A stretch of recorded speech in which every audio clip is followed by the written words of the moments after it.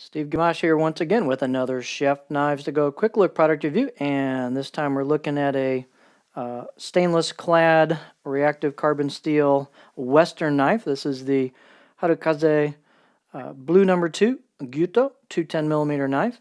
The core steel is Aogami or Blue Paper number 2 reactive Hitachi carbon steel.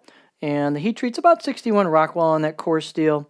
The construction is a stainless steel softer cladding over the top of that blue number 2 or Aogami number 2. And we'll try to show you the cladding line. It's very faint, and it's one of those ones that's kind of straight across and not wavy. The weight on the knife is about 197 grams or 6.9 ounces, so it's got a little bit of mass to it. The blade length is going to vary just a little bit. This one was 216 on the edge, about 8.5 inches, and the overall length on this example was about 13.2 inches. The spine thickness coming out of the bolster above the back of the heel here is about 1.9 millimeters, and this one doesn't have a lot of distal taper. I'll give you a closer look, but pretty much maintains that until you hit the grind towards the tip. The blade height is about 45.5 millimeters, so it's not super tall, but for the average person with decent grip, it should give you enough clearance on the board. The handle is just a kind of standard black pack-a-wood stabilized wood handle. Let's take a close-up look at it. The out-of-the-box edge on these was actually pretty decent. I'll give it a 5, maybe a 6 out of 10. It was pretty sharp, had some good tooth or bite to it. And so they put a pretty decent edge. I don't know if you can see that cladding line. It's kind of hard to see, but it's there. It's pretty faint. Again, it's one of those straight across type cladding marks and not the wavy style. One thing I really like about the aesthetics on this blade, it's kind of your standard machine finish, but they do have some hand-chiseled kanji, well done, deep chiseled, nice three-dimensional texture to it. That adds a real nice authentic touch to it and a personal touch from the maker. And then on the back side, you've got some embossed kanji as well. So kind of a nice touch on both sides of the blade. Fit and finish is pretty good. It's got a little bit of an edge on the corners of the spine and definitely a little bit of an edge on the back of the blade, the choil here. You could sand those down and maybe make them a little more comfortable for yourself.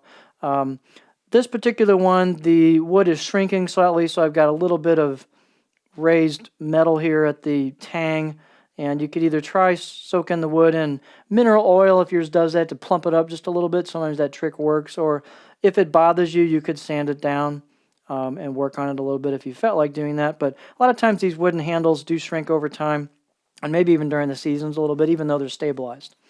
The blade is fairly stiff, so it's got a kind of a nice meat to it. I'm going to back off my focus here a little bit. Balance point is just a touch in front of the bolster, so which means it works pretty good for a pinch grip or kind of a standard racket style grip either way. Handle is just kind of a medium size handle. It's got some rounded contours to it, so not especially square, so it's very comfortable. I've got kind of medium, maybe smaller side of medium hands, and really, really big hands might have trouble with the end of the handle here, but it should fit most people pretty well. The 240 will have a slightly bigger handle, but it's just kind of an average size handle. Seems to give you plenty of clearance with the pinch grip for the cutting board. Speaking of that, let's take a look at it.